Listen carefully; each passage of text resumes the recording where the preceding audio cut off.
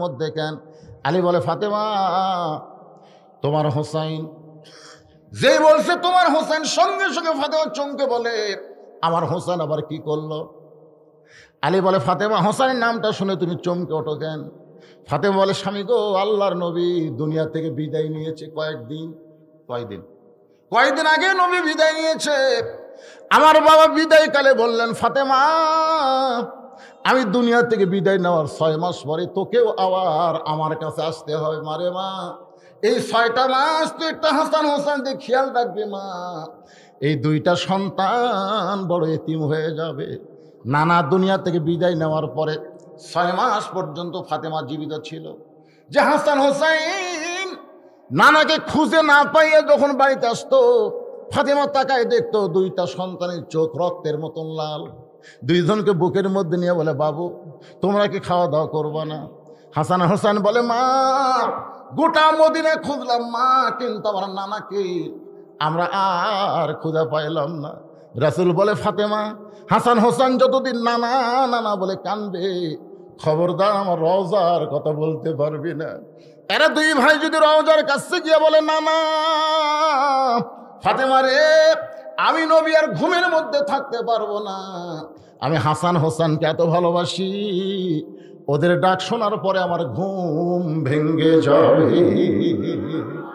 কথাটা দ্বারা বোঝা গেল আমাদের নবী কিন্তু রওজার মধ্যে মরা না। মরা এখন হেজাতি কিছু বক্তব্য আছে, হেজাতি এই হেজাতিরা কয় নবী হামাকের মতোই মরে গেছে। কিছুদিন আগে ইউটিউবে দেখলাম এক বক্তা বলতেছে নবী পৌঁছে গেছে। নাউজুবিল্লাহ, জোরে খবর না। আমার সঙ্গে যুবকেরা তোমরা একটু বলো, মুরব্বীরা পারবেন না, যুবকেরা তোমরা একটু আমার সঙ্গে হো হো করে বলবা ইসলামের আলো জ্বালায়া দিয়া নবী ঘুমায়া আসেন সোনার মদিনায়। আপনি যে দরুদ পড়েন না নবীর উপরে, এই দরুদগুলো মদিনায় নবীর কাছে জমা হয়। সুবহানাল্লাহ খান এখান থেকে প্রমাণ হয়ে গেল যার কাছে জমা হয় সে কোনোদিন মৃত্যু না, সে হলেন হায়াতুন নবী। জোরে বলেন ঠিক কিনা? আল্লাহ নবী বলে ফাতেমা হাসান নিয়ে আমার কোনো টেনশন নেই রে ফাতেমা, দুনিয়া থেকে বিদায় নেওয়ার আগে আমার বড় টেনশন। হোসাইন বড় জেদি, ওর প্রতি একটু বেশি বেশি খেয়াল রাখবে মা। ফাতেমা বলে স্বামী গো, আমার হোসাইন এমন কি করলো যেটা নালিশ দেওয়ার জন্য আপনি ঘরের মধ্যে ঢুকছেন? আলী বলে ফাতেমা নালিশ দেওয়ার জন্য না, দরজায় কতগুলো মেয়ে মানুষ দাঁড়ায় আছে, তারা একটু তোমার সঙ্গে দেখা করবার চায়। তার সঙ্গে তোমার সঙ্গে দেখা করবার চাই। এই খবর হোসাইন দিবারাই ছিল, কিন্তু ওর বয়স হয়েছে 4 বছর, এই জন্য অন্দর মহলে ঢুকতে দেই নাই। বরং হোসেনের হাতে এখন আল্লাহর কোরআন শরীফ দিয়া আমি স্বামী তোমার ঘরের মধ্যে ঢুকছি। সঙ্গে সঙ্গে ফাতেমা মুস্কি মুস্কি হাসে আর বলে আলহামদুলিল্লাহ আলহামদুলিল্লাহ। আলে বলে ফাতেমা মুস্কি হাসিকে আলহামদুলিল্লাহ কেন পড়তেছো? ফাতেমা বলে স্বামী গো, ওই বাবা মা সবচাইতে বড় ভাগ্যবান যার শিশু বাচ্চার হাতে থাকবে আল্লাহর কোরআন। লিল্লাহু আকবার। ওই বাবা মা হলো সবচাইতে বড় ভাগ্যবান যার শিশু বাচ্চার হাতে থাকবে কি? আল্লাহর কোরআন। আজকে আমাদের শিশু বাচ্চাদেরকে কোরআনের মাহফিলের 1 নম্বর মেসেজ হলো ছোট ছোট বাচ্চাদের হাতে কোরআন শরীফ দেওয়ার দরকার আছে না নাই? জোরে কোন আছে না নাই? খালি মুখ দিয়ে করলে হবে না, আছে মার্কা আছে। কোন সে মার্কা? আল কোরআন। জোরে কোন মার্কা আছে? কোন সে মার্কা? আরো জোরে জোরসে বলুন। শিক্ষা আছে? কোন সে শিক্ষা? একমাত্র শিক্ষা, যে শিক্ষা ধরবার গেলে ঠেলা আছে। কখনোই তোমরা ধরতে পারবা না, স্পর্শ করতে পারবা না যতক্ষণ তোমরা পবিত্র না হওয়া। যেটা ধরবার গেলে পবিত্র হওয়ার আগে, তাহলে আপনার মাসুম বাচ্চাকে এই কোরআনে শিক্ষা দিলে ও আর কোনোদিন অপবিত্র হবে না। জোরে না, কারণ ছোট থেকে যা শিখবে ওই শিক্ষার উপরে নৈতিকতা গড়ে উঠবে। ফাতেমা মুসকে মুসকে হাসে আর আল্লাহর শুকর আদায় করে। ওই বাবা মা হলো সবচাইতে বড় ভাগ্যবান যার ছোট বাচ্চার হাতে থাকবে আল্লাহর কোরআন। আলী বলে ফাতেমা তাহলে ওই মেয়েদেরকে দরজা খুলে দিব, ওই মেয়েরা তোমার সঙ্গে দেখা করতে চায়, দরজার দাঁড়িয়ে আছে, আমি কি তাদের জন্য দরজা খুলে দিব? ফাতেমা মুসকি মুসকি হাসার বলে আপনি এত বড় জ্ঞানী, আপনি এত বড় জ্ঞানী হয়ে এই কথাটা কেমনে বললেন? আলী বলে ফাতেমা মেয়েরা তোমার সঙ্গে দেখা করবে আর দরজা খুলে দেওয়ার মধ্যে আপত্তি কোথায়? ফাতেমা বলে স্বামী গো, মেয়েরা আমার সঙ্গে দেখা করবে আমার কোনো আপত্তি নাই, কিন্তু আপনাকে কষ্ট করে পর্দার ব্যবস্থা করা লাগবে। কারণ পর্দার ব্যবস্থা করা হলো কার দায়িত্ব? কথা কয় না, কার দায়িত্ব? বইয়ের দায়িত্ব কিন্তু না। আমরা মেয়েদের পর্দা নাই, মেয়েদের পর্দা নাই, মেয়েদের পর্দা নাই মরদের জন্য। তোর এখন কথা কর না কেন? কতগুলা মরদ আছে বেপর্দা মেয়ে দেখলি, হারে এটা কার বউ রে, এটা কার মেয়ে রে? আল্লাহ বলেছে কুল্লিল মুমিনিনা ইয়াগুদ্দু মিন আবসারিহিম, হে মুমিন, হে মুমিন পুরুষ মানুষ, তোমার নজর কোনো মেয়ের দিকে যাবে না, বইয়ের দিকে যাবে না, তোমার নজর থাকবে নিচের দিকে। জোরে কোন কথা ঠিক কিনা? একটা মেয়ে মানুষ আপনি খপ করে দেখলেন, দেখবার সামনে হঠাৎ দেখি নিচের দিকে নজর করলেন আর একবারও তাকালেন না। 3-4টা পুরুষ মানুষ মেয়ের দিকে তাকায়, মেয়ে বাড়ির যে বলবে আর বাড়াবো না রে। আর এক মেয়ে বলবে কি হয়েছে? আমার ঢপ নাই। বলে কেমনে বুঝি? একবার দেখে আর দেখলো না রে, একবার দেখে আর দেখলো না, খামাকা সাজা গুজে রাস্তার যা লাভ কি? আমরা মরদ যদি নজর কন্ট্রোল করতে পারি, একটা বেপর্দা নারী রাস্তা থাকবে না। ধরে ধরে কথা ঠিক কিনা? কিন্তু আমরা যে কুত্তের মতন দেখি, পড়ে না চোখের পলক কি তোমার রূপের ঝলক, দোহায় লাগে আসল দিয়া মুখটা ঢাকো।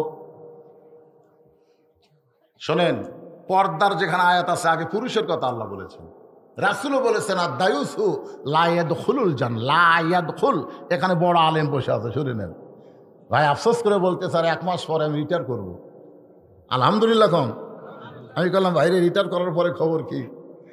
40 লাখের মতন আসি হুজুর, সুবহানাল্লাহ কম। আর আমরা বক্তারা রিটায়ার করলে, হ্যাঁ আসলেই তাই ভাই। আমারও এরকম একটা চাকরি আসছিল, কিন্তু আমি ওয়াজের ঠেলার চাকরি বাদ দিছি। এখন বুঝতেছি, আমি তখন জানি না যে এটা শেষ পর্যন্ত এরকম দামি হবে। তখন বেতন টেতন ঠিক মতো আসলো না, এই বেকার খাটা কি হবে রে।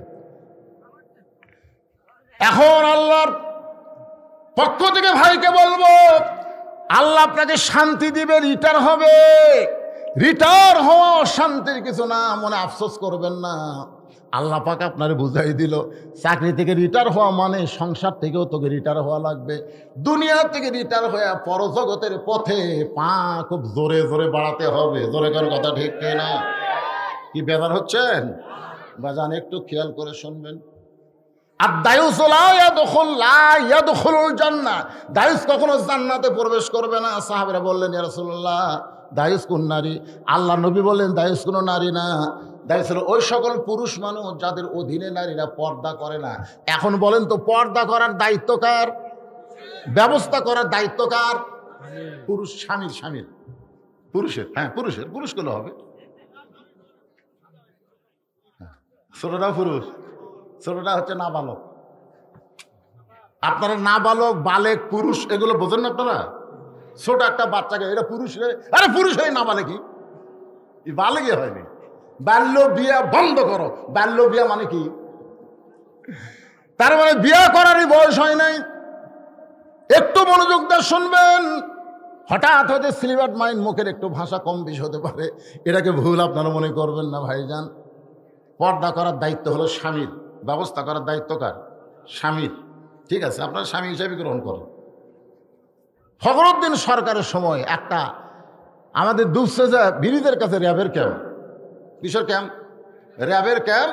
এখন এক যুবক তার যুবতী বউকে নিয়ে হোন্ডার উপর তুলছে, এত জোরে মোটরসাইকেল চালাইতেছে যে বাতাসের তার নয় অন্য গলাত গেছে, বুকের উপর আর নাই। তো র্যাবের আর্মির মেজর থামাই বলতেছে এটা কে রে? আমার বউ স্যার। তো তোর বউ হুন্ডার উপরে বউয়ের গায়ে বোরকা নাই কেন? তখন বলে স্যার আপনারা যে জায়গা ক্যাম্প করছেন আমি কি জানি? যদি জানতাম তাহলে এরকম বেসাইদা বলে আসতাম। আল্লাহর রাস্তায় মাফ করে দেন। তখন র্যাবের মেজর বলতেছে, মা তুমি একজন মুসলমানের বউ হয়ে তোমার গায়ে বোরকা নাই কেন? মেয়েটা কান্দের বলে, হুজুর 1000বার চাইছি, কিন্তু কিনা যদি না দেয় তাহলে কি করব? স্বামী কোনাতে ঘুতে আমার, এই তুমি না কও গরম লাগে, এই মিথ্যা কথা কও কেন? র্যাবের মেজর হাসতেছে, আল্লাহ র্যাবের সামনে একটা বউ যদি স্বামীর দোষ দেয়, হাসরের ময়দানে গিয়ে বলবে, আল্লাহ আমি রাবে হওয়ার চাইছিলাম, ফাতেমা হওয়ার চাইছিলাম, কিন্তু স্বামী আমার বোরকা কিনে দেয়নি। তোর এখন কথা ঠিক কিনা? এই জন্যই ফাতেমা বলতে, স্বামী গো, মেয়েরা যদি আমার সঙ্গে দেখা করতে চায় তাহলে আপনাকে কষ্ট করে পর্দার ব্যবস্থা করা লাগবে। আলী মুস্কি মুস্কি হাসের বলে, ফাতেমা মেয়ের সঙ্গে মেয়েরা দেখা করতে গেলে কোনো পর্দা লাগবে না। এখানে যতগুলো মেয়ে আছে এক জায়গায় বসে আছে না নাই? যতক্ষণ আছে না নাই? এখন প্রত্যেকটা মেয়ে যদি বলতো আমরা কোনো মেয়ের সঙ্গে বসবো না, আলাদা আলাদা বসার ব্যবস্থা করেন, তখন মাহফিল কর্তৃপক্ষ বলতো তোমাদের আসাই দরকার নাই।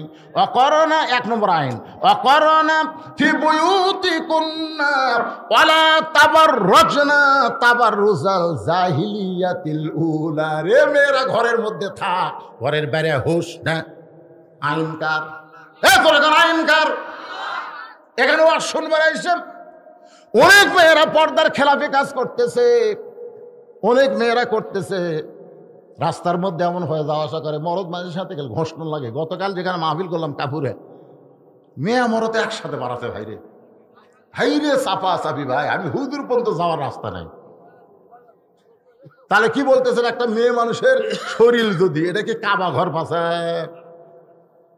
আমার এলাকার এক ভণ্ড হজ করে দেখে, হুজুর খালি আপনারাই বলেন নারী পুরুষ একসাথে জিকির করা হয় না, কিন্তু আল্লাহর ঘরের কাছে গিয়ে দেখলাম হুজুর নারী পুরুষ একসঙ্গে তাওয়াফ করতেছে। হুজুর ফতুয়া মারেন বাংলাদেশত বসে, যান নাকি মক্কা মদিনা? তাই আমি বললাম, পাগলা, ওই জায়গায় কাবা ঘরের সামনে যখন কোনো পুরুষ যায়, যতক্ষণ পর্যন্ত আল্লাহর ঘর তাওয়াফ করে, কোনো পুরুষের পুরুষত্বও থাকে না, কোনো নারীর নারীত্বও থাকে না। আল্লাহ এমন একটা ভাব করে দেয়, আল্লাহ ছাড়া দুনিয়ার ময়দান আর কেউ নাই। যখন কথা ঠিক কিনা ভাই? আপনার কি তাই মনে হয়? নিজের চোখে দেখাইছে, মরদ আসে মেয়ের সঙ্গে, মেয়ের মরদ কোনো কোনো ক্রিয়াই হয় না। সুবহানাল্লাহ কর না কেন? একটু মনোযোগ দিয়ে শোনেন। ফাতেমা বলে, স্বামী গো, আপনাকে কষ্ট করে পর্দার ব্যবস্থা করা লাগবে। আলী বলতেছে, ফাতেমা মেয়েরা মেয়ের সঙ্গে দেখা করতে কোনো পর্দার ব্যবস্থা লাগবে না। আলী বলে, কোনো পর্দা লাগবে না। ফাতেমা বলতেছে, আপনি জ্ঞানের সম্রাট হবার পারেন, কিন্তু পর্দা বিষয়ে আমার চাইতে আপনি কম জানেন। সুবহানাল্লাহ হবেন না? কি বলতেছে ফাতেমা, আপনি জ্ঞানের সম্রাট হবার পারেন, কিন্তু পর্দা বিষয়ে আমার চাইতে কম জানেন। আলী বলে, ফাতেমা আমার চাইতে পর্দা বিষয়ে তুমি কি জানো? ফাতেমা বলে, স্বামী গো, যে কয়টা মেয়ে মানুষ দরজার দাঁড়িয়ে আছে, এই মারাত্মক কথা, খুব গুরুত্ব দিয়ে শুনবেন, যে কয়টা মেয়ে মানুষ দরজায় দাঁড়িয়ে আছে আপনি কি তাদের চিনেন? যে কয়টা মেয়ে মানুষ দরজার দাঁড়িয়ে আছে আপনি কি তাদের চিনেন? যদি আলী বলে চিনি, এটা কিন্তু মারিফতের প্রশ্ন। আমার বউকে শুধু বলছি আমার চাওয়াতো ভাইয়ের বউটা খুব সুন্দরী রে। যেই কইছি আমার বউ বলতেছে আপনি আলেম না লুচ্ছা। আমি বললাম কেন? বলে আপনার চাওয়াতো ভাইয়ের বউ সুন্দরী, এইটা আপনি আলেম হয়ে কেমনে দেখলেন?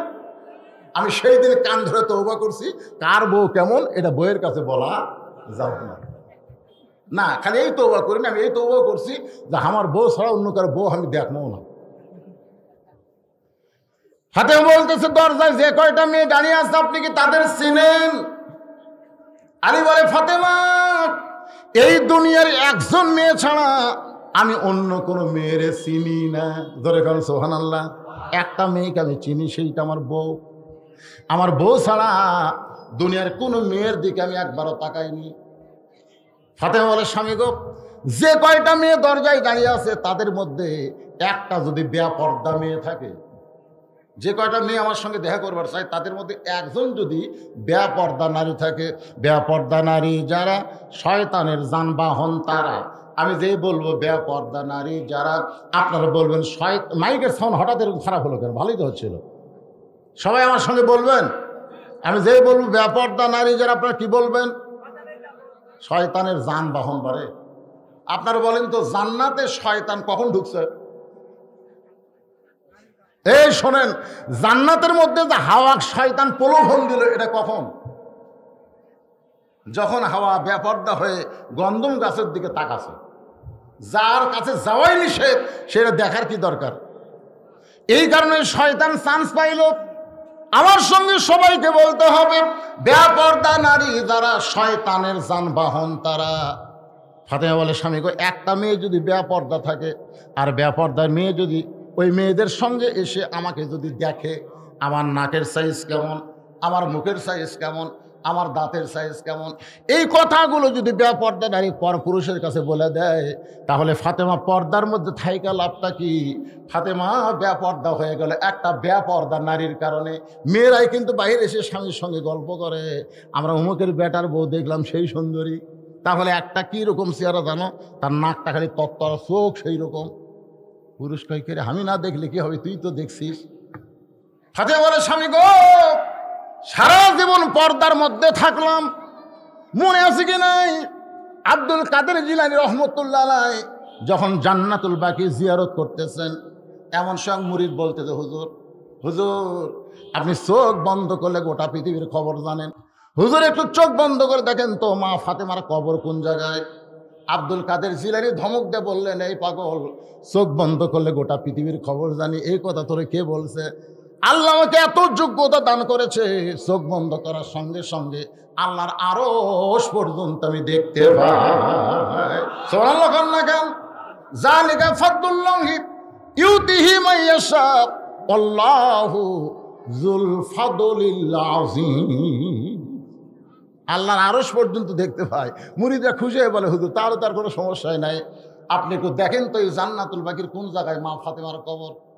আব্দুল কাদের বললেন, রে মুরিদেরা, জান্নাতুল বাকির মধ্যে মা ফাতেমার কবর আছে, কিন্তু কবরটা কোন জায়গায় এটা কিয়ামত পর্যন্ত দুনিয়ার কেউ বলতে পারবে না। মুরিদরা বলে, হুজুর জান্নাতুল বাকির মধ্যে ফাতেমার কবর, কিন্তু কবরটা কোন জায়গায় এটা কিয়ামত পর্যন্ত কেন বলতে পারবে না?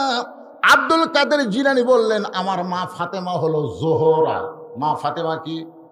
জহুরা। একটা সবাই বলেন, মা ফাতেমার ডিগ্রি কি? মুরিদরা বলে, হুজুর এই জহুরা মানে কি? আব্দুল কাদের জিলানী বললেন, এই জহুরা মানে কি শুনবার চাও তাহলে শোনো। গভীর রাত্রে ফাতেমা হযরত আলীকে বুকের মধ্যে নিয়া ছোট বাচ্চার মতন কাঁদতেস।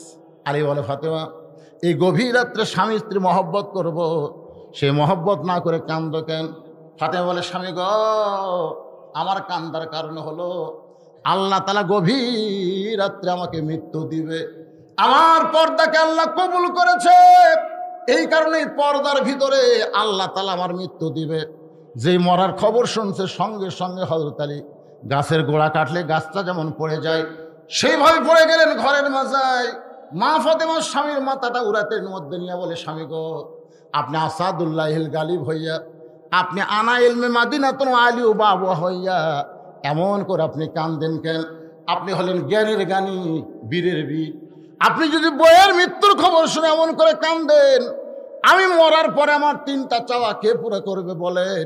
আলী বলে, ফাতেমা দুনিয়ার জীবনে গরিব ছিলাম বলে তুমি কিছুই চাইলা না, মরার পরে তুমি কি চাইবা ফাতেমা? ফাতেমা বলে, স্বামী গো, আমার এক নম্বর চাওয়া হলো রাতের অন্ধকারে মৃত্যুবরণ করব, আবার রাতের অন্ধকারই আমাকে কবর দেওয়া লাগবে। আমি রাতের অন্ধকারে মৃত্যুবরণ করব, দিনের বেলায় যদি আমাকে কবর দেন তাহলে আমার পর্দার খেলাফ হয়ে যাবে।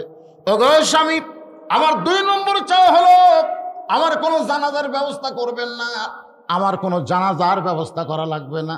আলী বলে, ফাতেমা রে, তুমি নবীর কলিজার টুকরা, তোমার মৃত্যুর খবর শুনলে লক্ষ মানুষ তোমার জানাজায় হাজির হবে, আর তুমি জানাজা কেন নিষেধ করতেছ? ফাতেমা বলে, স্বামী গো, লক্ষ মানুষ জানাজা করলে আমার লাভটা কি? লক্ষ মানুষ যদি বলে ফাতেমা ভালো, আর আপনি যদি বলেন ফাতেমা ভালো না, ওই লক্ষ মানুষের দোয়া দিয়ে ফাতেমার এক তিল পরিমাণ লাভ হবে না। আর দুনিয়ার তামাম মানুষ যদি বলে ফাতেমা খারাপ, তাহলে আপনি যদি বলেন আমার বউ ভালো, স্বামীর সার্টিফিকেটে আল্লাহ ফাতেমার জন্য 8টা দরজা খুলে দিল। সুবহানাল্লাহ কইলেন, কিসের 8টা দরজা? জান্নাতের 8টা দরজা বললেই বুঝবেন জান্নাত। ধরে গেল সুবহানাল্লাহ। ওগো স্বামী, আমার 3 নম্বর চাওয়া হলো আমার লাশটা কিন্তু খাটনিতে তুলবেন না। আমার দেহের ওজন কত এটা দুনিয়ার কোনো পুরুষ মানুষ জানে, আমি চাই না। আজকে যদি আমার বাবা থাকতো দুনিয়ায়, তাহলে মরা মেয়ের লাশের খাটনি বাবা কান্দে নিবার পারত। আমার হাসান হোসেন যদি বড় হইতো তাহলে মায়ের লাশের খাটনি কান্দে নিবার পারত। তখন স্বামী 6 মাস আগে আমার বাবা দুনিয়া থেকে বিদায় নিছে। হাসান হোসেন এত ছোট, মায়ের লাশের খাটনি কান্দে নিবার পারবে না। আপনি শুধু আমার লাশটা কান্দে করে নিয়ে জান্নাতুল বাকির পূর্ব কোনায় সবুজ রঙের একটা বাতি জ্বলবে, ওই বাতি বরাবর আমাকে দাফন করে দিবেন। বইয়ের কবর খুঁড়তে যদি আপনার কষ্ট হয়, তাহলে আপনার একান্ত বন্ধু যদি কেউ থাকে দুনিয়ায়, তার একটু বলে দিবেন ফাতেমার কবরটা যেন গোপনে খনন করে দেয়। গভীর রাত্রে হযরত আলী আবু যর গিফারের জানলার মধ্যে কাঁদতেছে। আবু যর গিফারি চমকে উঠলেই গভীর রাত্রে ফসফস করে কে কান্দে রে? দরজা খুলে তাকায় দেখে পৃথিবীর শ্রেষ্ঠ বীর হযরত আলী আবু যর গিফারের জানলার কাছে কাঁদতেছে।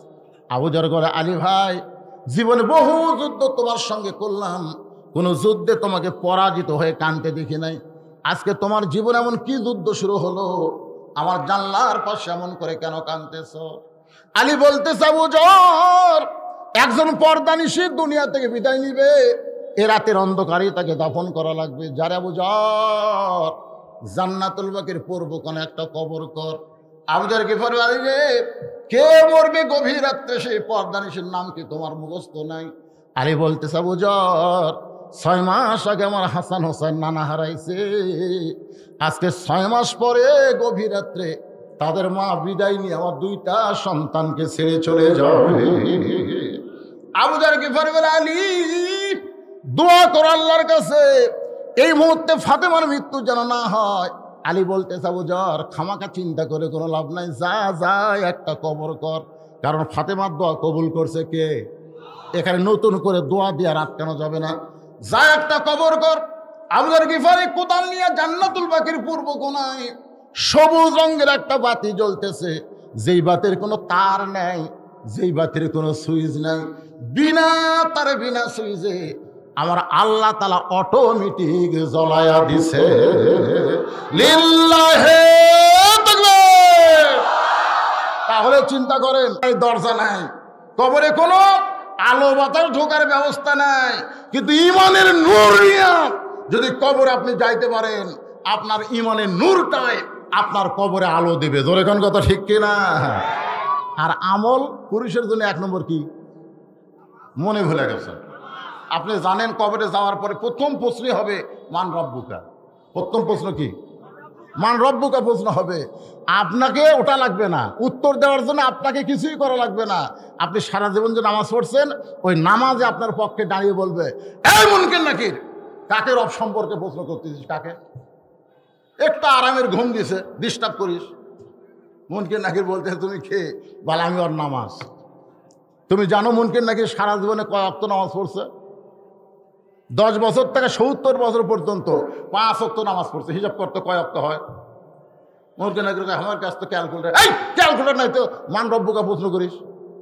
মসজিদে ঢুকেই এই লোকটা আলহামদুলিল্লাহ রাব্বিল আলামিন বলে হাত বাড়ছে, সূরা ফাতিহা শুরু করছে, রুকুত গিয়ে সুবহান রাব্বিল আযীম, সেজদায় গিয়ে সুবহান রাব্বিল আলা। বল সারা জীবনে কতবার রব রব করছে? সেই রব রব স্বীকার করে কেবল এসে কবরে একটা আরামের ঘুম দিছে, আবার প্রশ্ন করিস মান রব্বুকা। মুখ নাকি আল্লাহ তোমার বান্দাকে মান রব্বুকা প্রশ্ন করলে নামাজ যে খেপা খেপছে, আল্লাহ কাই যে নামাজ যে কবর আইছে তার মান রব্বুকার প্রশ্নের উত্তর হয়ে গেছে। তোরে কেন সুবহানাল্লাহ। আর যারা নামাজ না পড়ে কবরে যাচ্ছেন তার কি খবর কি?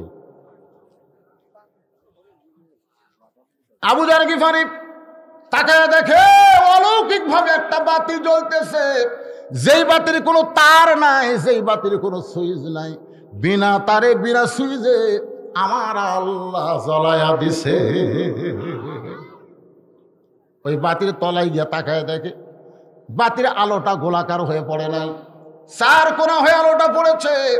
ওই আলোর মধ্যে আবু যর গিফারি কোদাল দিয়ে কবর খুঁড়তেছে আর বলতেছে, ও কবর, তুই কি বলতে পারিস এই গভীর রাত্রে আমি কবর খুঁড়তে কেন আসলাম? কবর রে, তুই কি জানিস তোর মধ্যে এমন একজন মহিষী নারীকে দাফন করা হবে, আল্লাহ নবীর মেয়ে হওয়ার পরেও নবী তাকে মা হিসাবে সম্মান দিয়েছে। সুবহানাল্লাহ। আল্লাহ নবীর কে? ফাতেমা নবীর কে মেয়ে? জোরে গান, ফাতেমা নবীর কে? কিন্তু হাদিস শরীফ পড়ে দেখেন, আল্লাহ রাসূল একদিন সাহাবীর সামনে বলতেছে, আল্লাহ আমাকে 3টা মেয়ে দিছে, আল্লাহ আমাকে এর হাসান হোসেন বসে আছে, আর তাদের সামনে নবী বলতেছে আল্লাহ আমাকে 3টা মেয়ে দিছে। সাহাবীরা বললেন, হুজুর আপনার মেয়ে 3টা কে? বলে কুলসুম আর রোকেয়া আর জয়নাব। সাহাবীরা বললেন, হুজুর আপনার মেয়ে কে? বলে কুলসুম আর রোকেয়া আর জয়নাব। হাসান হোসেন চিৎকারে বলে, না না, আমার মায়ের কথা কি তোমার মনে নাই? আল্লাহ রাসূল 2 নাতিকে বুকের মধ্যে নিয়ে বলতেছে, পাগলা ফাতেমা তোদেরও যা আমারও তাই। জোরে করে সুবহানাল্লাহ। নবী বুঝাই দিলেন ফাতেমা আমার মেয়ে না, ফাতেমা হলো আমার মা। নবী মেয়েকে মায়ের মতন সম্মান করতেন। জিজ্ঞাসা করা হলো, হুজুর ফাতেমাকে আপনি মায়ের মতো সম্মান করেন কেন? আল্লাহ রাসূল বললেন, তাহলে শোনো, তায়েফের ময়দান থেকে রক্তমাখা শরীর নিয়ে আমি যখন মক্কাত ফিরে আসলাম, মক্কাতে আসার পরে ওই সময় ওর 4টা মেয়ে ছিল।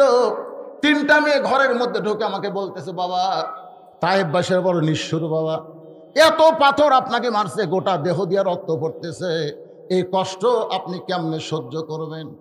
রাসূল বলতেছে, সাহাবীরা রে, 3টা মেয়ে মেয়ের মতন কথা বলে যখন চলে যায়, এমন সময় আমার মেয়ে ফাতেমা ঘরের মধ্যে ঢুকি দরজা বন্ধ করে দেয়। আমি রাসূল বললাম, ফাতেমা দরজা বন্ধ করলি কেন? ফাতেমা বলতেছে, বাবা তোমার মাধ্যমে আল্লাহর কাছে আমার কিছু কথা আছে। সুবহানাল্লাহ। কোন ওসিলাত ইলাইকা, মানে নবীর মাধ্যমে, নবী ছাড়া কি আমাকে আল্লাহর সাথে যোগাযোগ হবে? এই জন্য সবাই আমার সঙ্গে বলেন, উপায় নাই রে, উপায় নাই রে, উপায় নাই, নবী বিনে আল্লাহ পাওয়ার উপায় নাই। ফাতেমা বলতেছে, বাবা তোমার মাধ্যমে আল্লাহর সঙ্গে আমার কিছু কথা আছে, দরজা বন্ধ করে। জোরে কোন কি বন্ধ করে? রাসূল বলে, দরজা বন্ধ করলি কেন? বলে, তোমার আল্লাহর গুমুর ফাঁস হয়ে যাবি, এটা দুনিয়ার মানুষ জানুক, এটা আমি ফাতেমা চাই না। রাসূল বলে, ইমনি হক পাথর মারা যে কষ্ট দিছে, তুই আবার কি করার চাস? ফাতেমা বলে, বাবা ইব্রাহিম নবীর জন্য আল্লাহ যদি নমরুদের আগুনের চুলা শান্তির বাগান বানার পারে, মুসা নবীর জন্য আল্লাহ দরিয়াকে যদি রাস্তা বানাবার পারে, তাহলে আমার বাবার জন্য তায়েফের পাথর আল্লাহ তুলা বানাবার পারলো না কেন? একজন আমাকে বলতে, হুজুর কাবা ঘর ধ্বংস করতে আসলো আব্রাহা বাদশা, আল্লাহ আবাবিল পাখি দিয়ে আব্রাহা বাদশাকে ধ্বংস করে দিল। আজকে কাবা ঘরের মতোই তো বাইতুল মুকাদ্দাস, আর সেই বাইতুল মুকাদ্দাস ইসরায়েলি ইহুদিরা দখল করতেছে। আল্লাহকে এখন ঘুম পাড়তিছে? আমি বললাম, তুই বেঈমান হয়ে গেছিস, কারণ একজনের ঘুম নাই, তিনি কে? কথা কয় না। সূরা আপনারা আয়াতুল কুরসি পড়েন না? আয়াতুল কুরসির মধ্যে কি আছে? সিনা তাও, সিনা তাও। কে রে, 5 ওয়াক্ত নামাজের পরে 5 বার আয়াতুল কুরসি পড়লে আল্লাহ তাকে 5টা পুরস্কার দিবে। সাহাবের বললেন, হুজুর কি পুরস্কার? রাসূলের 1 নম্বর পুরস্কার হলো ঈমানের সাথে তার মৃত্যু হবে।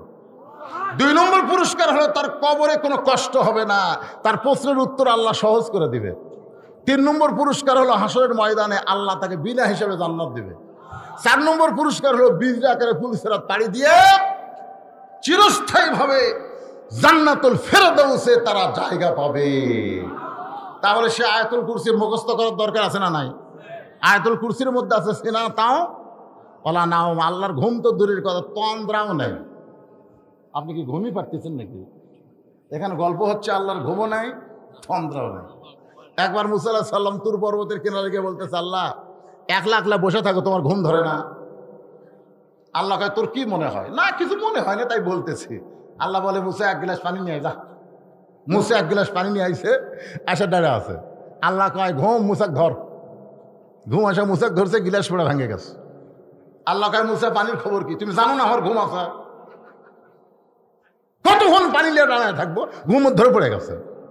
আল্লাহ কয়, মুসা রে, ঘুমের কারণে 1 গ্লাস পানি কন্ট্রোল করবার পারলি না, তাহলে আমি আল্লাহর যদি ঘুম থাকতো, কুল কায়নাত কেমনে কন্ট্রোল থাকতো? ধরে কোন কথা ঠিক কি না? আপনারা বলেন, আল্লাহর কি ঘুম আছে? তাহলে আজকে ইসরায়েলেরা, ইহুদির বাচ্চারা বাইতুল মুকাদ্দাস দখল করতেছে, কাবা ঘর দখল করতেছে। আব্রাহা বাদশাকে যদি আবাবিল পাখি দিয়া হাসতি বাহিনীকে যদি দুর্মুষ করতে পারে, একেবারে শেষ করে দিছে। একটা গরু ঘাট চাপে খাইতে খাইতে আবার যখন জাবর কাটা ফেলে দেয়, তখন তার কি থাকে? তাহলে আজকে ইহুদির জন্য আল্লাহ কি করতেছে? কিছু করতেছে না। কেন করবে? নবী বলে, ফাতেমা রে, ইব্রাহিম নবীর জন্য আল্লাহ নমরুদের আগুন শান্তির বাগান বানায় দিছে, মুসা নবীর জন্য আল্লাহ সাগরকে রাস্তা বানায় দিছে, আর আমার জন্য সমস্ত গুনাহগার উম্মতকে আল্লাহ শাফাতের অধিকার দিয়েছে।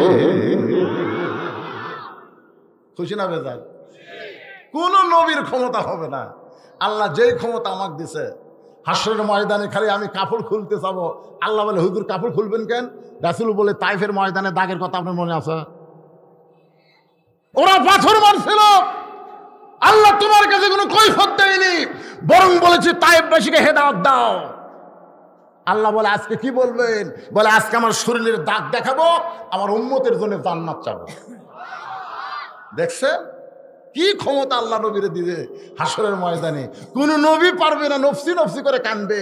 আর আমাদের নবীকে আল্লাহ বলবেন, ইয়া রাব্বি হাবলি উম্মতি বলে যাকে যাকে পছন্দ হয় তাকে নিয়ে আপনি জান্নাতে চলে যান। এই জন্য গানের মধ্যে কি বলে? গানের মধ্যে আছে না নাই?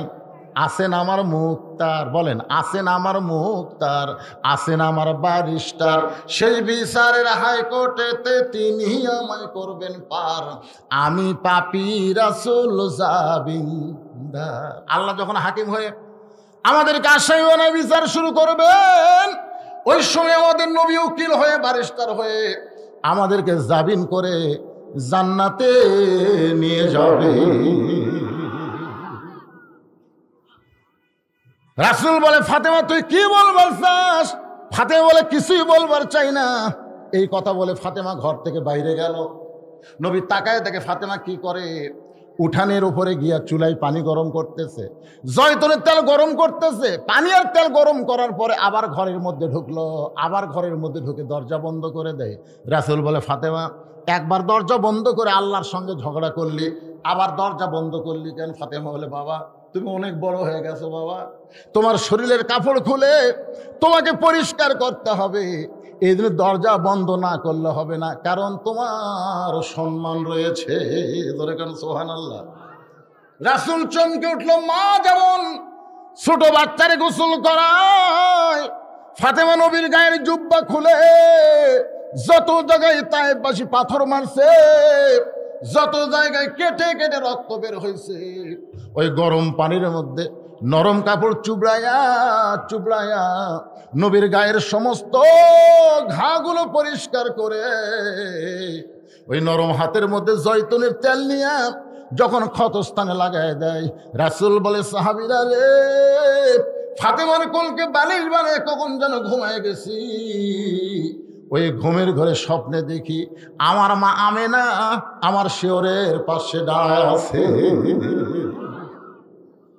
আমি স্বপ্নকে বাস্তব মনে করে বললাম, মা, মা গো, এত বছর পরে যখন দেখতে আইছেন মা, আমি কিন্তু আপনাকে আর ছাড়বো না। আমার ঘুমকে স্বপ্নকে বাস্তব মনে করে মা আমেনার হাতটা খফ করে চাইবা ধরলাম। এমন সময় থেকে ফাতেমা আমার কপালে চুমা খাইছে, ফাতেমার চোখের পানি আমার চোখের মধ্যে ঢুকে গেল। আমি ঘুম থেকে চেতন পাই, বললাম, মা খালি কান্দিস, কি কারণে কাঁদতেছিস? ফাতেমা বলে, বাবা আপনি মনে হয় স্বপ্ন দেখছেন। বাবা আপনি স্বপ্নে মা বলে আমার হাতটা ধরছেন, এই যে দেখেন এখনো পর্যন্ত আমার হাতটা আপনি ধরে আছেন। রাসূল হিসকিতে বললেন, ফাতেমা মা বলে যদি তোর হাতটা চাইবা ধরি মা, তাহলে শুনে নে, তুই শুধু ফাতেমা না, তোর অন্তরে বসত করে আমার মা আমেনা। আবু যার গিফারি বলে, কবর রে, খবরদার বেয়াদবি করবি না। তুই কি জানিস না কবর তোর মধ্যে এমন একজন মহিষী মাকে রাখা হবে যার দুইটা সন্তান জান্নাতি যুবকদের সর্দার হবে। আপনারা বলেন তো, জান্নাতি যুবকদের সর্দারের নাম কি? এখনকার ছেলেরা বলেন না কেন মেসি আর নেইমার? এই ছেলেরা কো মেসি নেইমার? আপনারা জানেন, এই যুবকেরা তোমরা জানো, এইবার মেসি ইসরায়েলি ইহুদিকে কত টাকা দিয়েছে তোমরা জানো? জানো? রাত জেগে যার খেলা দেখো, বাংলাদেশের টাকায় 10,000 কোটির বেশি টাকা ফিলিস্তিনে না দিয়ে দিয়েছে ইসরায়েল। হাই রে, কার খেলা দেখো, কার জার্সি গাও দাও, কার পতাকা তোমাদের ঘরে টাঙ্গাও। জান্নাতি যুবকদের সর্দার হলো হাসান আর হোসাইন। ধরে কান সুবহানাল্লাহ। আচ্ছা, যুবকদের সর্দার যদি হাসান হোসাইন হয়, তাহলে বুড়াকের সর্দারকে? এই যে এই দিকটা কে দেন একটা ধরে কত কি কইলা? মাশাআল্লাহ। তার মানে বোঝা গেল জান্নাতে কোনো বুড়াই থাকবি না। তার মানে সমস্ত জান্নাতের সর্দারের নাম কি? কথা কয় না। আপনার এই খুদ্বার মধ্যে শোনেননি ইমাম সাহেবকে আপন করে এত বছর মিথ্যা শোনাচ্ছে? সাইদুস শাবাবি আহলেল জান্নাহ হাসান হোসাইন রাদিয়াল্লাহু তাআলা আনহুমা। তাহলে জান্নাতি যুবকদের সর্দারের নাম কি? আরো জোরে জোরসে বলেন সুবহানাল্লাহ। সে হাসান হোসেনের মাকে তুমি কবরের মধ্যে রাখা হবে। খবরদার, খবরদার বেয়াদবি করো না। আবার কোদাল দিয়ে কবর খুঁড়তে খুঁড়তে আবু জার কি ফরেল কবর রে, খবরদার বেয়াদবি করবি না। তোর মধ্যে এমন একজন বিবিকে রাখা হবে যার স্বামী হলো আসাদুল্লাহিল গালে। এই কথা বলে আবার যখন কোদাল মারতে, এমন সময় কবরের মধ্য থেকে আওয়াজ আসতেছে, আবু জার এটা কিন্তু ফাতেমার জন্য বলতেছে না। আমি বহু মাহফিলে বলেছি ভাইজান, এক ভন্ডা আমারে কইছে হুজুর ফাতেমার জন্য কবর না, ফাতেমার জন্য নয়, এটা আমাদের সকলের জন্য বলতেছে। আমার যারা কবরত যাব, আমরা কি যাব কি যাব না, সবার জন্য বলতেছে কবরে। আবু জার শুনে নে, কবর কার মা, কার মেয়ে, কার বিবি, এইটা কবর দেখবে না। কবর দেখবে যারা আমল ভালো, নেক আমল করে দুনিয়া থেকে যারা কবরে আসবে, আল্লাহ তাদের কবরকে জান্নাতের ঘর বানায় দিবে। আর যদি বেনামাজি হইয়া, ইমাম মালিক রহমতুল্লাহ আলাইহি বলেন, চিহ্নিত বেনামাজি যদি মারা যায়, চিহ্নিত বেনামাজি, তাহলে কোনো নামাজি ব্যক্তি তার জানাজা করলে 1 হুকবা পরিমাণ পাপ হবে। 1 হুকবা। ছাত্র বলল হুজুর 1 হুকবা মানে কি? ইমাম মালিক বললেন উহুদ পাহাড় সমান। তাহলে বেনামাজির জানাজাত যাওয়া সওয়াব না পাপ? বয়কট করবেন? বয়কট করবেন। কোন নামাজি ব্যক্তি বেনামাজির জানাজাত যাওয়া পাপ। আপনি জানেন মান তারাকা সালাতু মুতাম্মিদান ফাকাত কাফারা, ইচ্ছা করে 1 ওয়াক্ত নামাজ বাদ দিল, সে আল্লাহর সঙ্গে কুফরি করলো।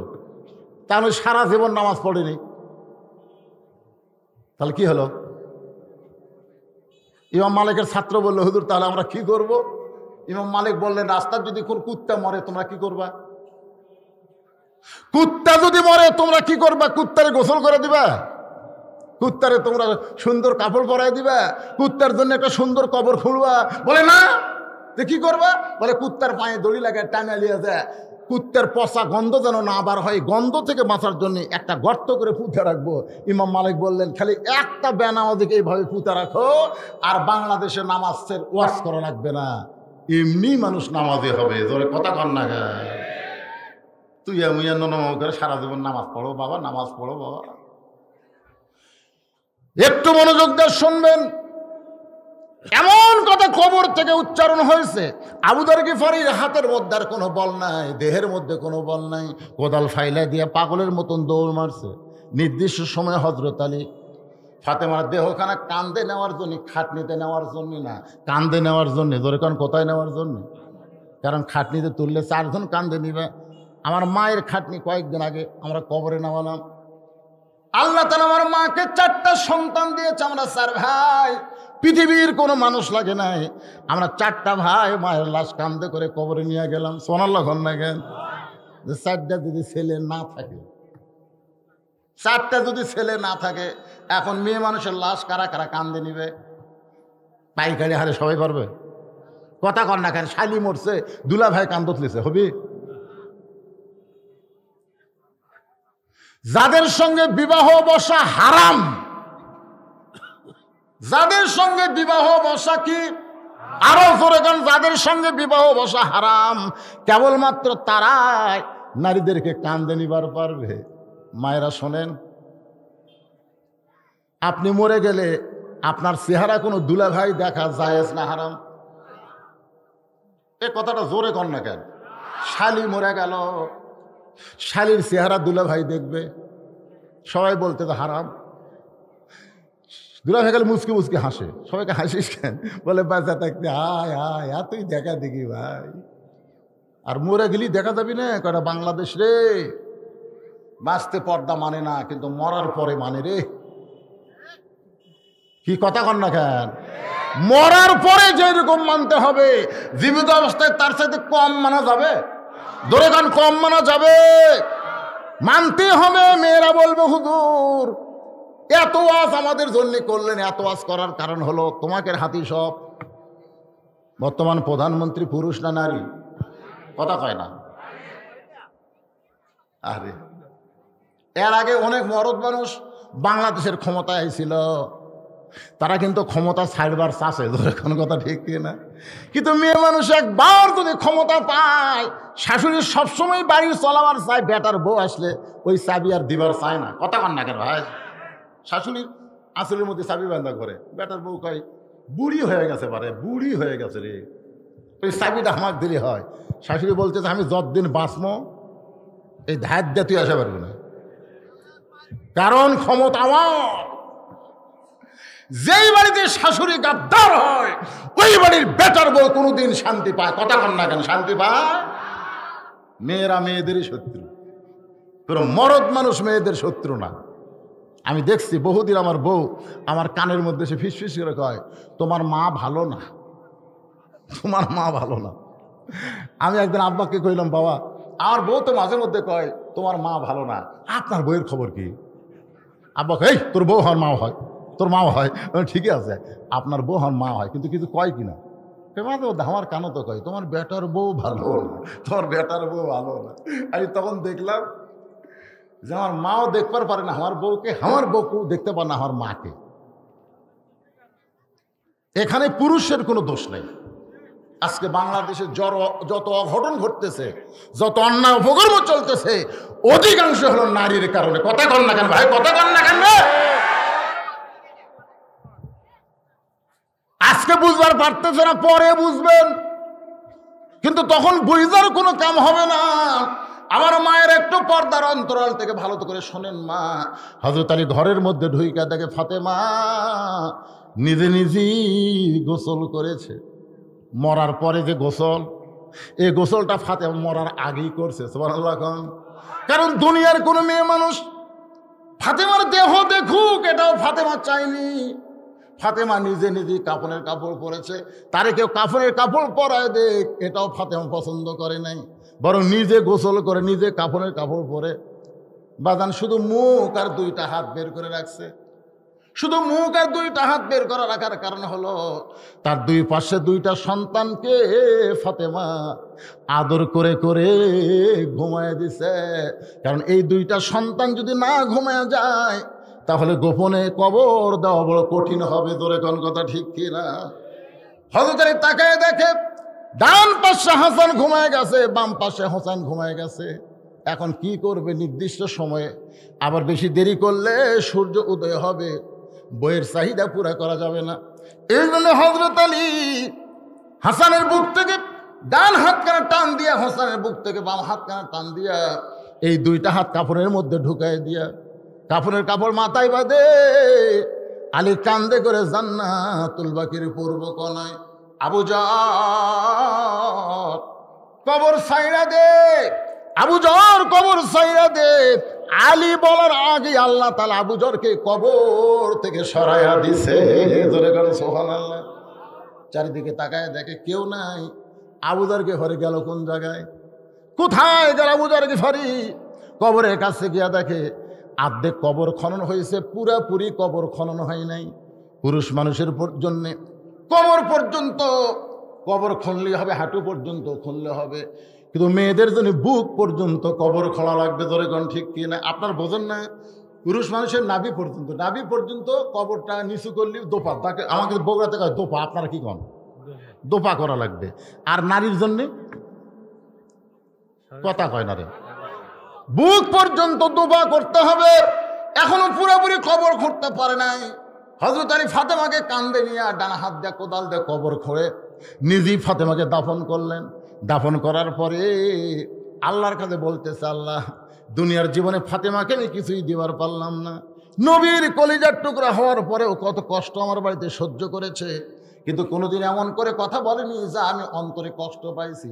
ওগো মালিক, আমি স্বামী হইয়া ফাতেমাকে দোয়া করলাম, ফাতেমাকে তুমি কবুল করে না। এই দোয়া করার পরে তাকায় দেখে সামনে কয়েকটা পুরাতন কবর দেখা যায়, সামনে কয়েকটা পুরাতন কবর দেখা যায়। এইমাত্র হযরত আলীকে দাফন করলাম, ফাতেমাকে দাফন করলাম, সেই কবর গেল কোন জায়গায়? হয়তো আলী গোটা জান্নাতুল বাকি দৌড়ে আর বলে ফাতেমার কবর, ফাতেমার কবর। কে যেন রাখতে বলে, আলী রে ফাতেমা পর্দা নিশি, আমি আল্লাহ জোহরা ডিগ্রি দিয়া ফাতেমার কবরটাকে কিয়ামত পর্যন্ত পর্দা করে দিয়েছি। লিল্লাহে তাকবীর। আমার মায়েরা শুনে নেন, জোহরা শব্দের অর্থ হলো, আপনারা মণিমুক্তা চেনেন? মণিমুক্তা চেনেন? নাম শুনছেন? আসলে মণিমুক্তাটা প্রকাশ্যে থাকে না গোপনে থাকে? মৃগনাভি বোঝেন? মৃগনাভি, হরিণের নাভির ভিতর থেকে একটা আতর পাওয়া যায় যাকে বলা হয় মৃগনাভি। আপনারা বলেন তো সেটা প্রকাশ্যে থাকে না গোপনে থাকে? আজকে যদি আপনাদের এই ধনুটে মাইকিং করা হয় যে ধনুট কলেজ ময়দানে একটা ছাগলের প্রদর্শনী হবে, কারা কারা ছাগল দেখবে তারা ধনুটের কলেজে যায়। আপনারা বলেন যে ছাগল দেখার জন্য কেউ ধনুটে যাবে? রাস্তাঘাটে কত ছাগল বকরি ভ্যা ভ্যা করতেছে, ওকে দেখার জন্য ধনুট যাওয়া লাগবে? আর যদি মাইকিং করে, ভাই ধনুট কলেজ ময়দানে একটা হরিণের প্রদর্শন হবে, কারা কারা হরিণ দেখবা তারা ধনুট কলেজ ময়দানে যায়, তখন অনেকেই বলে জীবনে হরিণ দেখিনি পারে, দেখে আসি। আপনারা বলেন তো আকর্ষণ কিসের কারণে হলো? পর্দার কারণে। কারণ হরিণকে দেখা যায় না, এই জন্য দেখার জন্য মানুষের আকর্ষণ বেড়ে গেছে। আর ছাগলকে যেখানে যেখানে দেখা যায় এই জন্য দেখার কোনো আকর্ষণ নাই। আজকে নারীরা যদি হরিণের মতন পর্দার ভিতরে থাকতো তাহলে পুরুষের আকর্ষণ বেড়ে যেত, ডিমান্ড চাইতো না, মোহর না দিয়ে বিয়ে করতো। ধরে কোনো কথা ঠিক কিনা? কিন্তু যেটি সেটি, একটা বোরকা পরছে পর্দা করেনি। আপনারা বলবেন হুজুর বোরকা পরছে পর্দা করেন, এটা আবার কেমন কথা? আমি মায়েদের জন্য বলতেছি, মা শোনেন, বোরকা পরতে হবে। আমরা দেখছি ছোটবেলায়, আমার ছবি হয় দেখছে, আমার নানি যখন বোরকা পরে গেছে, নানি কিন্তু চিকন মানুষ কিন্তু হেই মোটা। মোটা কেন? বোরকার মধ্যে ব্যাগ, বোরকার মধ্যে পানের ডাবরি, বোরকার মধ্যে সব বোরকার মধ্যে নিয়ে চিকন মানুষ মোটা হয়ে গেছে। রাস্তার কোনো মরদ মানুষ দেখলে এটা মানুষ না পেতনুরি, এত মোটা। আসলে কি মোটা, কিন্তু ভিতরে মোটা হয়ে গেছে। এখন এমন একটা বোরকা পরছে টাইট ফিটিং, লেস লুস লাগায় এত সুন্দর করছে ভাই, তাকায় দেখে বাইরে থেকে সব যন্ত্রের মাপ বোঝা যায়। আমি আমার মা বোনদেরকে তিরস্কার করার জন্য বলতেছি না, বরং তাদেরকে ফাতেমার চরিত্র গ্রহণ করার জন্য বলতেছি, মা বোরকা পরবেন বোরকার মতন, পুরুষরা দেখলে যেন ভয় করে। আর বোরকার রং হওয়া লাগবে কালো। বোরকার রং কেমন হওয়া লাগবে? কালোর প্রতি মানুষের আকর্ষণ কম না বেশি? কথা কয় না, আকর্ষণ রে আকর্ষণ। আপনারা বলেন তো, আমি কালো মানুষ আবার কালো পাঞ্জাবি গাওয়ার কারণ কি? না, অনেক মাহফিলে গিয়ে দেখি মেয়েদেরকে প্রজেক্টরের মাধ্যমে বিজ্ঞাপনের নিচে লিখছে ডিজিটাল পর্দার মাধ্যমে মেয়েদেরকে বক্তা দেখানো হবে। আপনারা বলেন তো, বক্তা মরদ মানুষ না মেয়ে মানুষ? কথা কন না কেন? আপনাকে দেখলে যেমন পাপ হবে, বক্তা দেখলে একই পাপ হবে। কথা কন ভাই, একটু কথা কন রে। এখন বক্তা দেখতেছে, এখন আমি কি করব? প্রত্যেকটা মাহফিল একই কায়দা। চিন্তা করলাম আমাকে তাহলে বিকর্ষণ করা লাগবে, এই জন্য কালোর উপর আর একটা কালো গাউত দিয়ে আমি যখন ওয়াজ করি, ভাই ওরা ডিজিটাল পর্দার দিকে তাকায় না, ওয়াজ শোনে ঠিকই কিন্তু তাকায় না, কারণ কোনো আকর্ষণ থাকে না। মেয়েরা যখন কালো বোরকা পরবে পুরুষের কোনো আকর্ষণ থাকবে না, বিকর্ষণ কাজ হবে। জোরে কোন কথা ঠিক কিনা? যেন মায়েদের বলতেছে, মা হাবি জাবি রঙের বোরকা না পরে আপনারা কালো বোরকা পরবেন, ঢিলা ঢালা বোরকা পরবেন। আপনাদেরকে আল্লাহ জোহরা ডিগ্রি দিয়া মা ফাতেমার সঙ্গে জান্নাত দেবে। সকলে বলে আমিন। পুরুষের জন্য 1 নম্বর হলো নামাজ, আর নারীদের জন্য 1 নম্বর হলো পর্দা। আমিলুস সালিহাত সূরা আসরের 2 নম্বর হলো নেক আমল করা, 3 নম্বর হলো আতাওয়াসাউ বিল হক। 3 নম্বর কি? আতাওয়াসাউ বিল হক। হক কথা বলতে হবে, হকের পথে চলতে হবে। হক কথা বলতে, হকের পথে চলতে যদি কোনো বিপদ আসে, মুসিবত আসে, আল্লাহ কোরআনে বলেছেন ওয়ালা নাবলুওয়ান্নাকুম বিশাইয়্যিম মিনাল খাউফি ওয়াল জুই ওয়া আমওয়ালি ওয়াল আনফুসি ওয়াস সামারাতি ওয়াবাশশিরিস সাবিরিন। আপনাদের বিরক্ত হওয়া লাগবে না। আমি 9টার সময় টেজে যাচ্ছি, ঠিক কিনা বলেন? 9টার সময় ওয়াজ ধরছি, আসছি 8:30। আপনাদের বিরক্ত হওয়া লাগবে না, ওটা লাগবে না, ওটা লাগবে না। আদায় হয়েছে বলে ওয়াজ কি শেষ? আসলে কয়টা বিষয়? 4টার মধ্যে 2টা হয়ে গেল মনে করেন, ঈমান আর নেক আমল। না, ঠিকই আছে। এখানে 1 নম্বরে ঈমান, ঈমানটা বলছি। ও আমিরুস সালিহা মানে কি? পুরুষের জন্য কি? নামাজ। আর নারীদের জন্য কি? শেষ। 3 নম্বর হচ্ছে ওয়াতাওয়াসাউ বিল হক। এটা শোনা লাগবে ভাইজান। আল্লাহ কোরআনে বলেছেন কুল জাল হক ওয়া যাহাকাল বাতিল ইন্নাল বাতিলা কানা যাহুকা। এটা শুনতে যদি মাথা লটপট করেন তাহলে বোঝা যাবে আপনি গোপনে গোপনে বাতিলের সাথে চুক্তি করছেন। মনে মনে গোপনে গোপনে বাতিলের সাথে চুক্তি করে আপনি মুসলমান হয়ে মরবেন, এই আশা আপনাকে কে দিছে? এই মিথ্যা আশ্বাস কে দিল আপনাদেরকে? আল্লাহ বলেছেন, আল্লাহ কোরআনে বলেছেন লা তামুতুন্না ইল্লা ওয়া আনতুম মুসলিমুন। মুসলমান না হয়ে তোমরা মরো না। আমাদের সকলের সামনে মৃত্যু আছে না নাই? যদি থাকে তাহলে এই 2টা বিষয় একটু মনোযোগ দিয়ে শুনবেন। একটা হলো মামুনুল হক, আর একটা হলো সাকিব খান। একটা হলো মামুনুল হক, মামুনুল, আর একটা হলো সাকিব খান। মামুনুল হক বউলিয়া ধরা পড়লে সাংবাদিক বলে তোর কাবিন আছে। আর সাকিব খান বিয়া ছাড়াই বাচ্চা জন্ম দেয়, একটা সাংবাদিক তাকে তিরস্কার করে না, কোনো পুলিশ তাকে গ্রেফতার করে না। বগুড়ার মেয়ে অপু সরকার 7 বছর সংসার করে, কেউ জানে না। বেটাক জন্ম দিয়ে 2.5 বছর পর মিডিয়ার সামনে এসে বলল, জিজ্ঞাসা করলো কার সন্তান, বলে সাকিব খান। গ্রেড 1 লুচ্চা, অথচ ওই বেড়ায় ঘুরতেছে। আর হকের পক্ষে থাকা মানুষগুলো জেলখানায়। জোরে কোন কথা ঠিক কিনা? এই জন্য আল্লাহ বললেন বিপদ আপদ মুসিবত তোমাদের সামনে আসবে, অবাশশিরিস সাবিরিন। নানা ধরনের বিপদ আসবে, তোমরা বাড়িতে থাকতে পারবে না। বাড়ি করছো দোতলা, আলুর বাগুলের মধ্যে তোমাকে থাকা লাগবে। তুমি বাড়ি করছো বাসার মধ্যে, তোমাকে থাকতে হবে। চোর ডাকাত সিনা টান করে ঘুরবে, আর ভালো মানুষগুলো ভয়ে ভয়ে থাকবে। ধরে কোন কথা ঠিক কিনা? আল্লাহ রাসূল বলেছেন এমন একটা জামানা আসবে যে জামানায় আগুনের আংটা রাখা হাতে সহজ হবে, কিন্তু ঈমান রক্ষা করা বড় কঠিন হয়ে যাবে। যে জামানায় মূর্খ মানুষ নেতা হবে, হিরো আলমের মতন মানুষ ভোটে দাঁড়াচ্ছে। ধরে কোন কথা ঠিক? কথা কন না কেন ভাই? হিরো আলমকে, এই হিরো আলমকে বগুড়ার হোক আর যেখানে হোক, হিরো আলম তো ভোট দাঁড়ায়। নেতা হওয়ার চাই, এমপি হওয়ার চাই, ভোট পাইলে টিওনো। ওসি সাহেবরা চিন্তা করে এমন মানুষকে আমরা সার কেমনে কব। এটাই হলো কিয়ামতের নমুনা।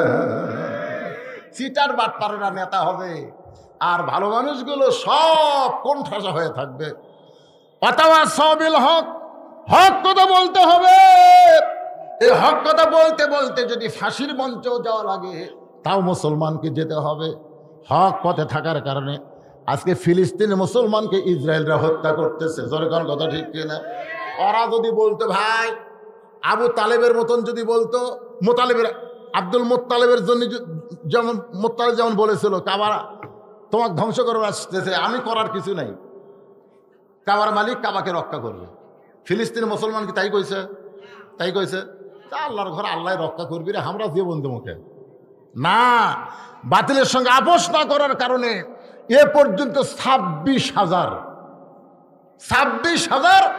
নিরীহ ফিলিস্তিনিদেরকে তারা হত্যা করছে। তার মধ্যে শিশুরাই হচ্ছে 14,000, ছোট ছোট বাচ্চারাই হলো 14,000, নারীরা হচ্ছে 6,000।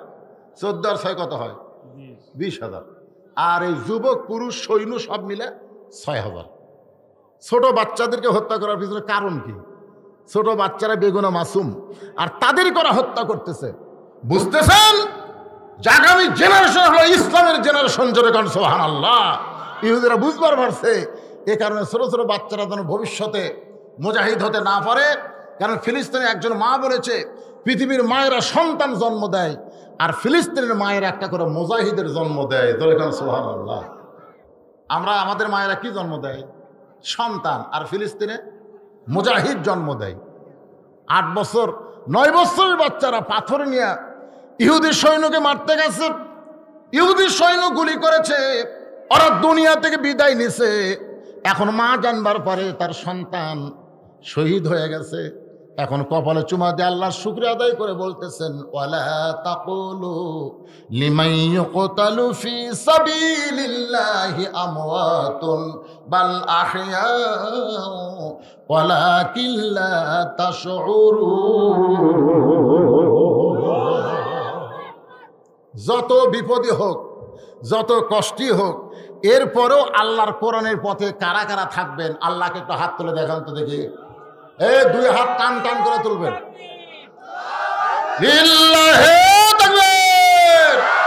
হাত নামান। দরকার হলে জীবন দিব, কিন্তু ঈমান। দরকার হলে জীবন যাবে, কিন্তু আল্লাহ রাসূলকে ছাড়া যাবে।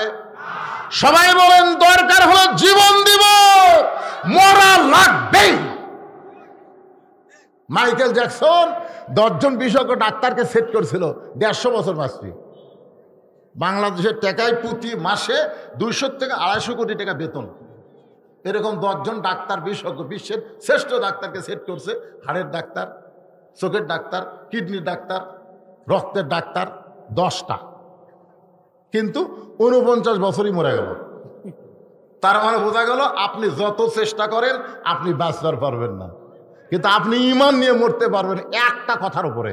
আজকে যারা বলবে দরকার হলে জীবন দেব, কিন্তু কোনো কিছুর বিনিময়ে আল্লাহ রাসূল ছাড়ব, তাহলে এই কথাটা বলে দেন, আল্লাহ তাআলা আপনার ভিতরে এমন একটা ঈমান দিবে, এর চাইতে দামি হক কথার দুনিয়াতে নাই। জোরে কোন কথা ঠিক কিনা?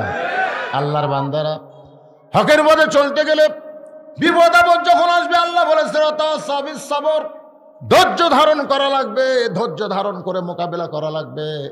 মোকাবেলা করার দরকার আছে না নাই? কখনো দৌড়াদৌড়ি করা লাগবে। মুসা বলতেছে, আল্লাহ ফেরাউন দলবল নিয়ে আমাকে ঘিরে ধরেছে, আমি কি করব? আল্লাহ কয় দৌড়া, আল্লাহকে দৌড়তে। মুসা বলতেছে, আল্লাহ তোমার কলেমার দাওয়াত দিয়ে এসে আমি যদি দৌড়াই আর এরা যদি আমাকে ধাবড়ায়, তাহলে জনগণ কি করবে? জনগণ বলবে আল্লাহর শক্তি নাই রে। দেখে ফেরাউনের গ্রুপ কি হারে মুসারে ধাবড়ায়।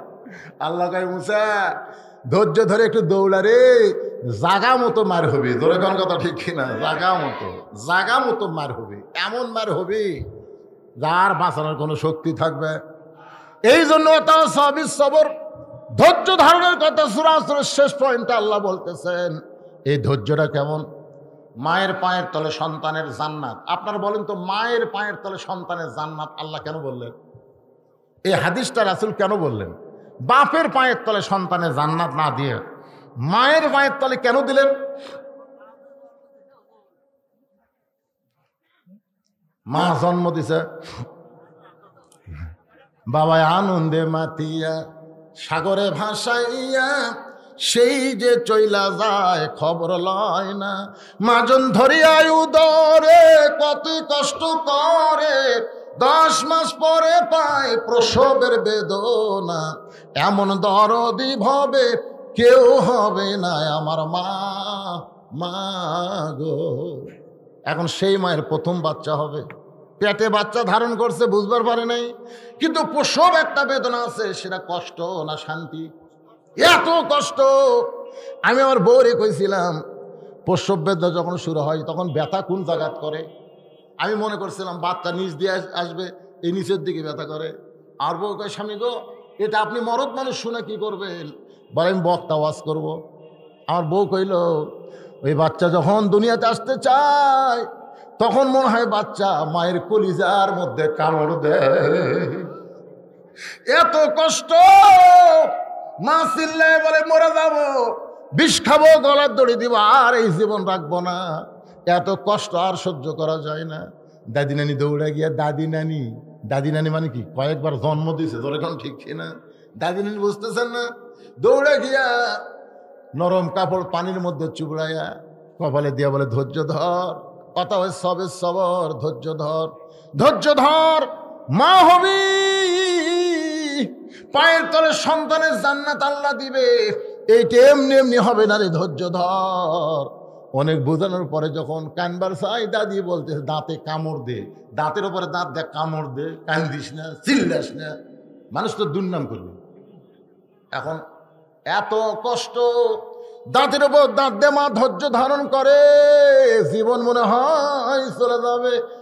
এই ধৈর্য ধরার কারণে এক সময় বাচ্চা প্যা করে কান্না দেয়, মা সাথে সাথে বেহুশ হয়ে যায়। মা যখন বেহুশ হয়ে গেছে, ওই বাচ্চাটারে গোসল করায়া পরিষ্কার করে এনে মায়ের বুকের উপর যখন দেয়, ওই বাচ্চার দেহের পরশে আল্লাহ তাআলা মায়ের হুঁশ ফিরাইয়া দেয়। মা তখন বাচ্চাকে মুখের কাছে নিয়ে একটা চুমা খাবার চাই, দাদিনী চিৎকার করে বলে চুমা খাইস না, এর জন্যই গলার দড়ি দিবার চাইলি, এর জন্য বিষ খাবার চাইলি, এর জন্যই তুই মরার কামনা করলি, তার এবার চুমা খাস কেন, লাত্তি দিয়া ফেলে দে। মা বলে দাদি নানি গো, কষ্টের পরে এমন শান্তি হবে। এই বাচ্চা যখন আমার বুকের উপরে উঠছে, আমি যখন হাতটা মুখের কাছে নেই, আমার প্রসব বেদনা সব আমি ভুলে গেছি। একটা বাচ্চা পাওয়ার পরে মা যেমন তার সমস্ত কষ্টের কথা ভুলে যায়, আজকে বাংলাদেশে হকের পক্ষে যারা কষ্ট করতেছে, আল্লাহ বলে ধৈর্য ধরে কর্ম কর, একদিন বাংলার আকাশে কলেমার পতাকা যখন উড়বে, আল্লাহর কোরআনের যখন বিজয় হবে, সন্তান বুকে পাইলে মা যেমন খুশি হয়, মুসলমানেরা তেমন খুশি হবে। তাহলে ধৈর্য ধরার দরকার আছে না নাই? অনেকের নাই। ওই যে আমি দেখলাম দরজাত, ওই যে ওদের শুরু করা খাড়া আছে, ওরা ধৈর্য ধরে দাঁড়িয়ে আছে, আর আপনাদের মধ্যে কিছু কিছু অধৈর্য। আর যে কতক্ষণ হবি রে, না আমার ঘড়ি কাছে আছে ভাইজা, আমি জানি 2 ঘন্টা করলে হবে না। ভাই বলছে 3 ঘন্টাও না, 2 ঘন্টাও না। আমি এইটা দেখেই তো আলোচনা করতেছি। 2 ঘন্টা 20 মিনিট এক টান আলোচনা করলাম। আমি অসুস্থ মানুষ, আমার 25 তারিখে 2 ঘন্টা কয় মিনিট, 25 মিনিট, এদেরকে কাছে আমার মিনিট আছে। 2 ঘন্টা 25 মিনিটে এক টান আওয়াজ করলাম। আপনারা শুনলে কষ্ট পাবেন। 25 তারিখে আমার মা দুনিয়া থেকে চলে গেছে। চলে যাওয়ার পরে আমার মন এতভাবে ভেঙে গেল, আমার ওয়াজ করার মতন কোনো শক্তিই ছিল না। যাদের মা নাই তারা বুঝতেছে, মায়ের মতন আপন কেহ নাই রে দুনিয়ায়, মা জননী নাই রে যাহার, এই দুনিয়ায় তাহার কেহ নাই, মায়ের মতন আপন কেহ নাই রে দুনিয়া। মায়ের ওয়াজ করি, কি বলবো প্রসবের কথা। আমার দাদি কইছে, ভাই রে তোর টাইনা বার করতে তোর মাথা লম্বা হয়ে গেছিল রে, পরে তোর মাথা থাবড়ে থাবড়ে আমরা গোল করছে। কি বলবো প্রসবের কথা, মা বিনে সেই ব্যথা কেউ তো বুঝিবে না, মাজন ঠেকিয়া সন্তানের দায়, অকালে মা মারা যায়, কেন সে মায়ের ভক্তি করবা না। আপনারা বলেন তো, আপনাদের কাছে শাশুড়ি ভালো না মা ভালো?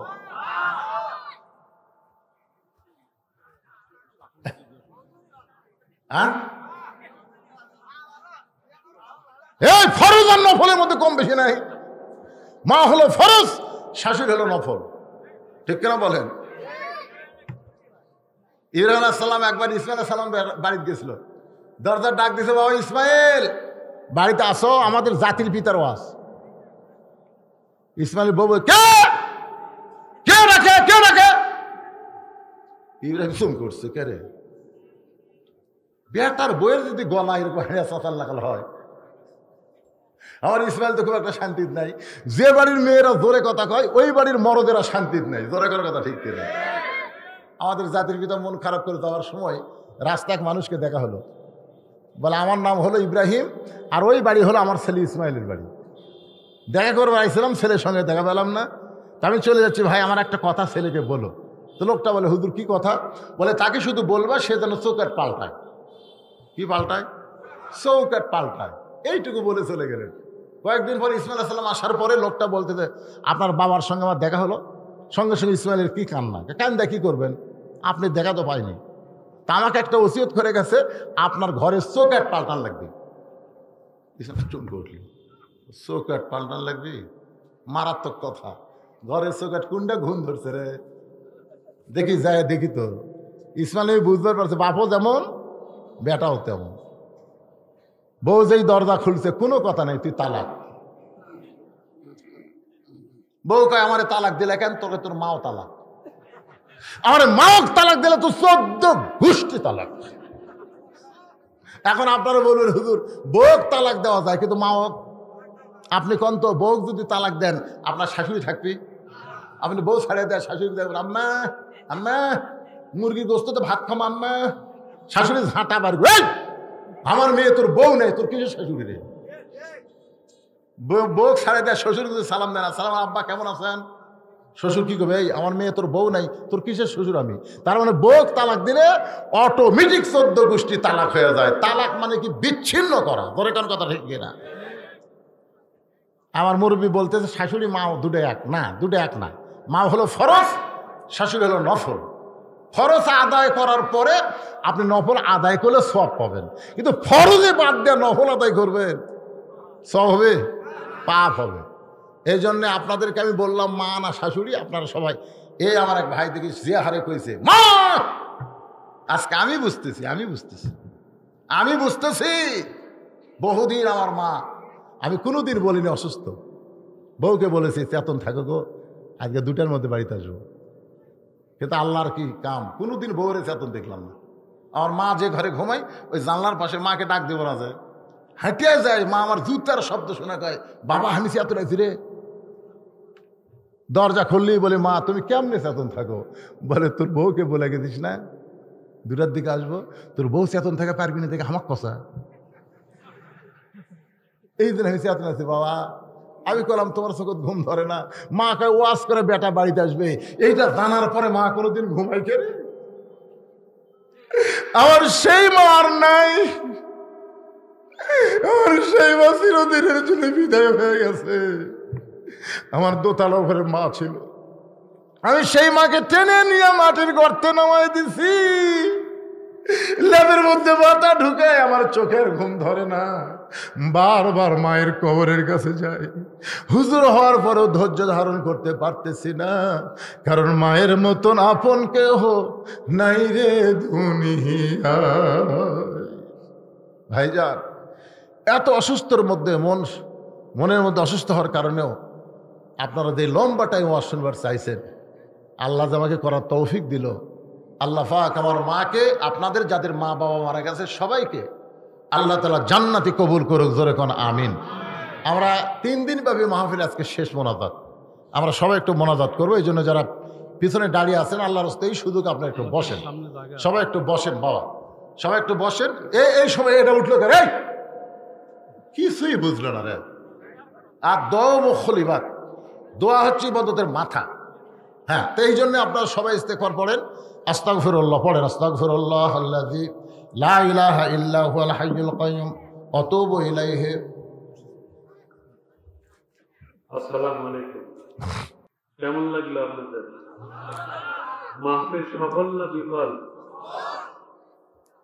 আল্লাহ যদি সফল করে দুনিয়ার সব মানুষ বাধা দিতে পারে। এই কোরআনের মাহফিল আজ থেকে 39 বছর আগে আমি যখন একজন জোয়ান ছিলাম, যুবক, ওই সময় শুরু করেছিলাম, জানিও না এত বড় হবে, এতদিন চলবে।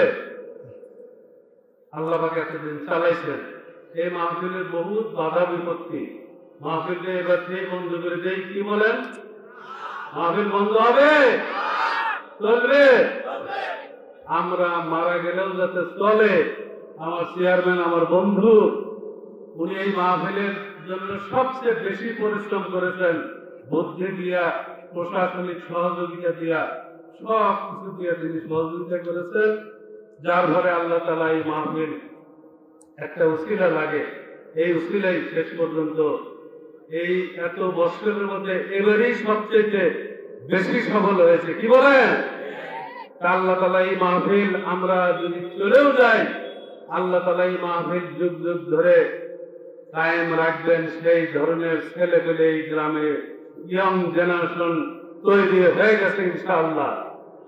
এই গ্রামের শুধু মাহফিল নয়, এটা আশেপাশে প্রায় 10টি গ্রামের মাহফিল, 2-3 থানা ব্যাপী এই মাহফিলের আয়োজন করা হয়।